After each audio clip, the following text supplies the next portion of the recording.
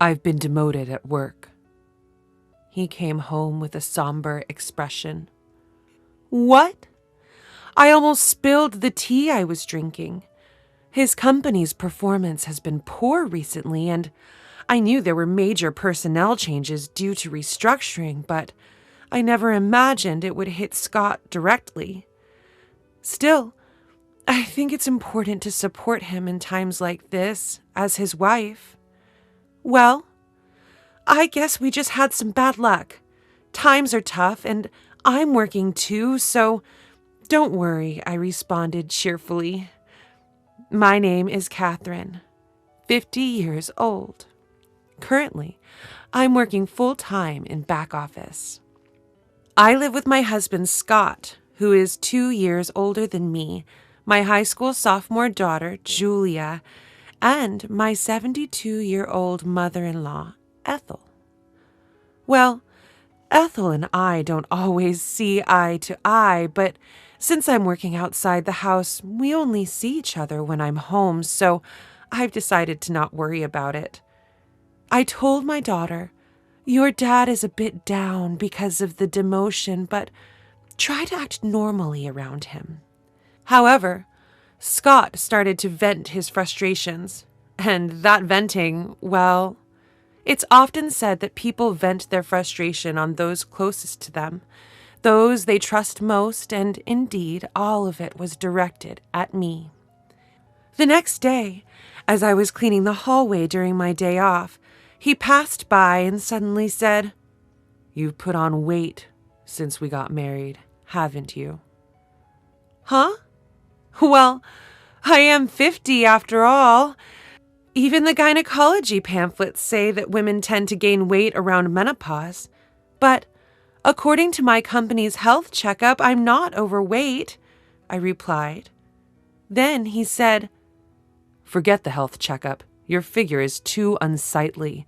You're just being lazy if you're overweight. I'm embarrassed to be seen with you, with your barrel-like figure."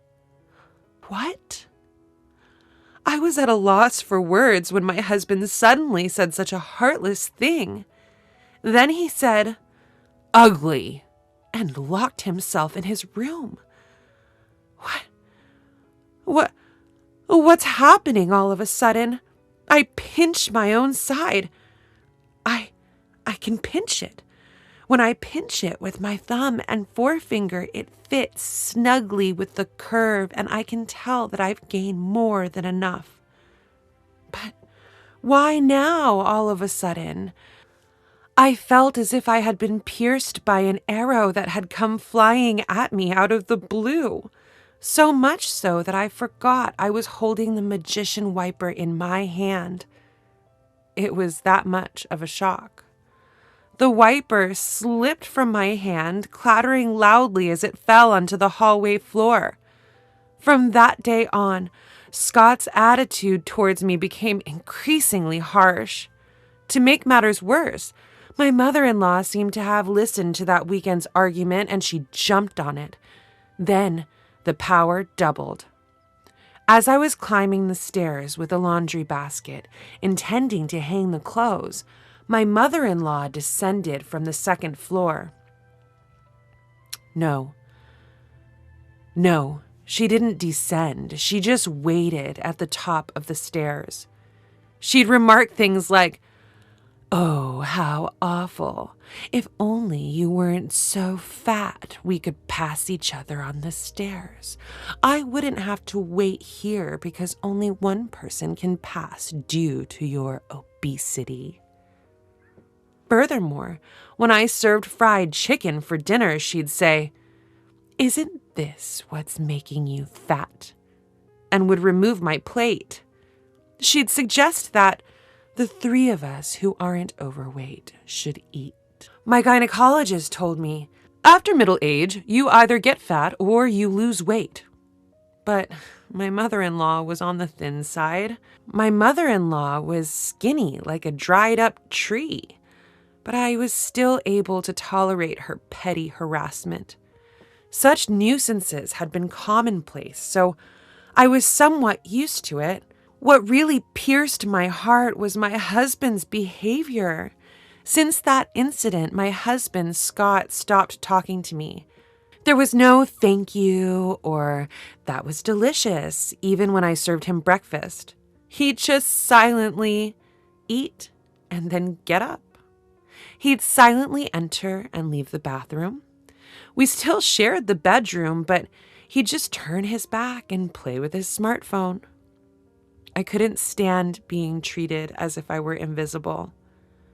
One night, in the bedroom, I gathered my courage and asked, "Hey, did I do something to deserve being ignored?" He responded, "Not really, but I just don't want to talk to anyone other than humans." He went on to say, "I don't want to be seen as a family with someone this fat. If you care about me, lose some weight." Huh? I was disheartened by his words. But it's inevitable after middle age, and you know it, right? Even though I walk 1.2 miles for commuting, I'm trying my best in my own way. Indeed, I was trying hard to combat the weight gain due to aging, but he coldly turned his back, saying, "If the results aren't showing, it's the same as not trying. Don't talk to me anymore." From then on, he truly stopped responding to me. My mother-in-law continued to tease me about my weight, and whenever meat, fruits, or rice were on the table, she'd question, "Are you allowed to eat that? Are you aware?" And I ended up being able to only eat salads and boiled vegetables. Scott just watched all of this without saying a word, only moving his chopsticks in silence. I may be at the end of my marriage. I began packing my belongings in my spare time. If I'm going to be treated as heir by Scott, then maybe it would be better to just become invisible. When I told my daughter, "I'm thinking about going back to my parents' house," she responded, "Yeah, I get it. I've seen Grandma and Dad always pick on you during mealtimes. It's hard to watch. I'll go with you, Mom. We can live in your parents' house and I can still go to high school from there." And now, tomorrow is the day when the demotion I've known about for a while kicks in, right after the winter break. Scott came over with a smile, saying, "Let's have a drink, everyone, just this once." Starting tomorrow, the life without subordinates will begin for him. I wonder if he finds that unbearable. But by this time, I've lost the will to go along with it. Even his plastered-on smile is irritating. Scott says, "Let's have a nightcap during dinner. I'll make wine spritzers." This might be the first time he's spoken to me since the day after the announcement of his demotion. He adds, "Julia can have juice, and I'll make a wine spritzer for you too, Catherine." Then he places the prepared wine spritzers at 3 spots on the table. Strange. Why all of a sudden? When Scott turned his back for a moment to look for the TV remote, I sniffed the drink he had made. What? I smelled it faintly, but it was definitely that smell. I recognized the faint smell because I've used it in cooking before. How could he think to make me drink this? I won't stand for it anymore. My mother-in-law's harassment, being ignored by my husband, I'll pay them all back. The wine spritzer pushed me over the edge. "I'm sorry, could you get the camembert cheese from the fridge, Scott? It's from a local dairy farm and it's really delicious. I'm glad for the family time. Could you fetch it?" Thinking he should at least do that much when I expressed joy at family time, Scott headed towards the fridge. While he was away, and before my mother-in-law and daughter sat down, I switched my drink with the one on the seat to my right. The right seat, it was Ethel's seat. Scott returned with the cheese. "Well, now that we've got the snacks ready, I'll call Julia and mother-in-law. I said loud enough for them to hear. "Dinner's ready." The two of them made their way to the dining room and took their seats. Just a regular dinner. Except I didn't have any meatloaf or cornbread, salad, stew, chicken soup, and cheese, and wine spritzer. Julia was having juice. "Let's eat." Julia was the one who broke the silence. Scott and my mother-in-law remained silent. I sipped on the wine spritzer Scott had made. He was watching me closely. I smiled and said, "Yeah, it's good." "Huh." Scott murmured something under his breath, but I ignored him. I dug into the salad and then took another sip of the wine spritzer. Suddenly, a beam of red liquid shot out from my mother-in-law. It reminded me of Godzilla's fire breath. "Wait, what? Grandma, what happened?" My daughter stood up in surprise as some of the liquid splashed her salad. "Did you choke? Are you okay?"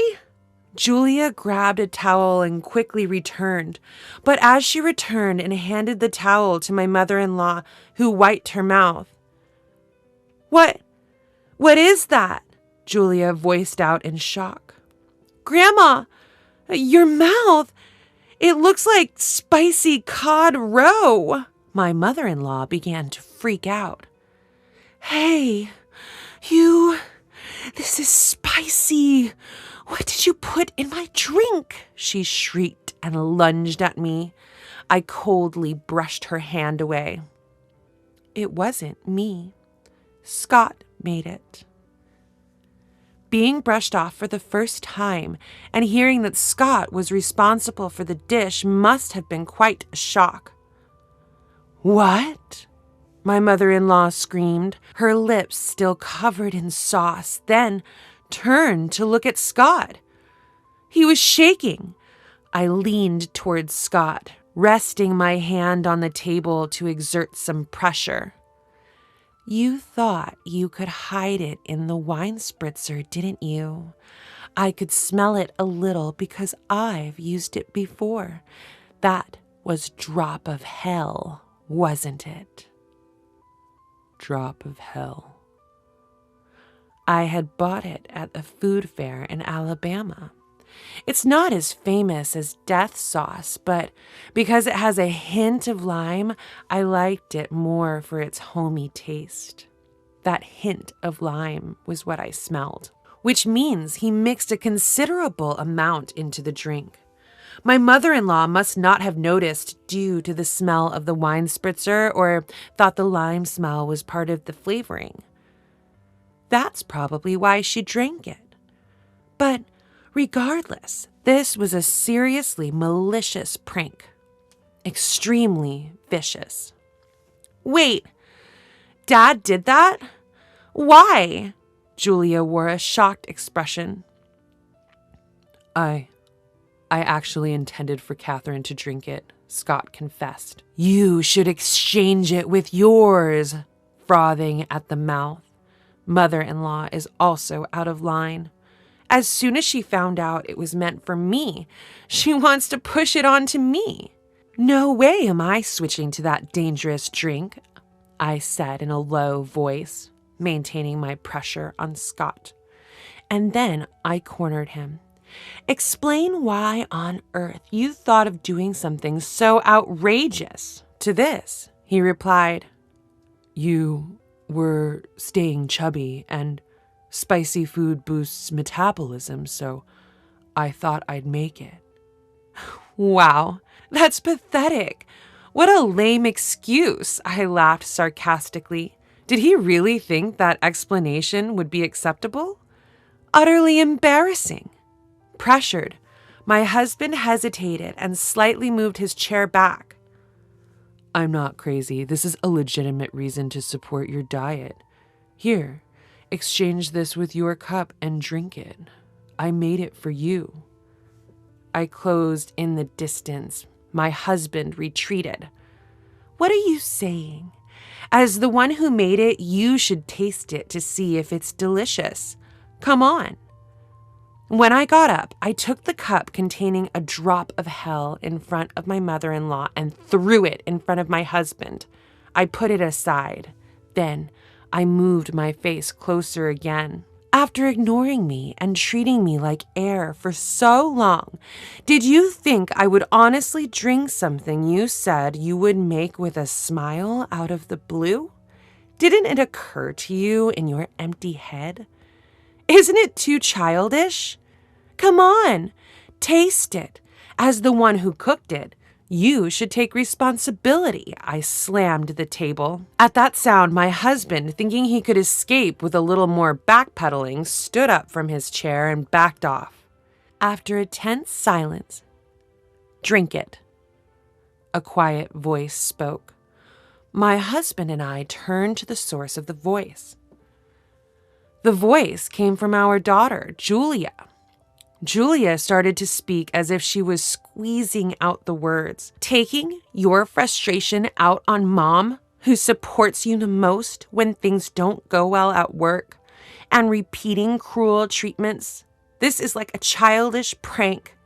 I might not be supposed to say this to my parents, but it's too childish and unbearable to watch." Our daughter stood up, too, and she continued, facing her father. "Is it wrong to be overweight? Mom wakes up early and walks to work, and she also brings lunch, so it's not like she's not trying." Then she turned to her grandmother. "And you are going along with it, taking away my mom's dinner like fried chicken? What Grandma is doing is like middle school seniors and juniors. It's embarrassing." At those words, a flustered Ethel began to make a confused excuse. "That's not it. I'm just worried that Julia's mom won't gain any more weight." She must want to be seen favorably by her granddaughter. In fact, Ethel liked Julia, but this time, Julia was harsh. Compassion is something that is conveyed to the other person. It hurt to see Mom's dinner. Despite Mom looking sad, I wouldn't call that compassion. Mom hasn't had any issues in her checkups, but still, taking away her side dishes is just mean. Ethel fell silent. And another thing. It seemed Julia was done talking to Ethel for the time being. She turned back to her father. Mom goes to the gynecologist every month and keeps herself active. But despite all that, Dad just ignores her because she's put on some weight. What's his deal? The atmosphere he creates by ignoring her mistakes. The house feels so tense. Can't he see that? Even Colonel Sanders and Aunt Stella from the cookie ads are plump. There's a term called happy weight, you know. If she gets older and becomes a lovely grandmother like Aunt Stella, I'd be thrilled. When I have kids and she's become a grandma, wouldn't it be great to say, "Mom, you've gained some happy weight," and laugh about it? That's my dream. Could you please not ruin it for me? Her gaze was cold as ice as she spoke matter-of-factly. However, her words warmed my heart like hot milk to go with cookies. It's a pathetic sight to see a father scorned by his own daughter. And one more thing, she directed her words at her father. If you're going to ignore someone because of the weight gain due to aging, you should realize that with your thinning hair, you could easily be overlooked yourself. The tension was palpable at the dinner table. Her biting words had brought a chill to the living room. It felt so cold you'd think that even a banana would freeze. It seemed she had said all she wanted to. After a sigh, she turned to me. "That's enough, Mom. It's time to let it go. It will be better for you." Her words took me aback. It would be better if I let go. That's right. You should let it go. As I said earlier, my dream is to see you holding my child, saying you've gained some happy weight and laughing. For my sake, I want you to be happy because that's part of my dream. So please let it go. Be happy and fulfill my dream. Her words filled my heart. Every single thing she said made me so happy that I didn't care about being ignored by my husband, the fat shaming from my mother-in-law, or the drink issue. Warm tears streamed down my cheeks. Yes, you're right. My vision blurred up with tears. Hurry up, Mom. She patted my back and gave me a gentle push. Okay. I went to the kitchen and brought back a document I had been hiding for some time. What? My husband let out a startled exclamation. After about a month of being ignored, I started thinking, I have my bags packed. Let's each go our separate ways. I presented the divorce papers with only my name written on them. I just wanted you to lose some weight. If you had slimmed down as I asked, I would have been content. I only realized it was venting after Julia pointed it out, but since you didn't lose any weight, I thought I'd torment you more. I didn't mean for this to... I didn't expect this to happen. My husband began to panic. It's on those who didn't notice until things got serious, and what they're so upset about is incredibly childish, my daughter Julia retorts sharply. Living without her adorable granddaughter is no joke for my mother-in-law, it seems. In a panic, my mother-in-law Ethel interjects. Hey, Julia, you want to keep living with us, your grandmothers, don't you? In a voice soft as stroking a cat. To this, Julia says, I decline. I don't want to breathe the same air as people who act like middle schoolers anymore. Shutting down Ethel's plea. Hold on. Okay, I got it. I'll taste it, as you say. I'll take responsibility as the one who cooked it. Scott picks up the glass placed before him and gulps it all down at once. Ugh. Scott, just like Ethel earlier, spews a stream of the red liquid from his mouth, resulting in a striking set of lobster-like lips. There, see? I took responsibility, right, Julia?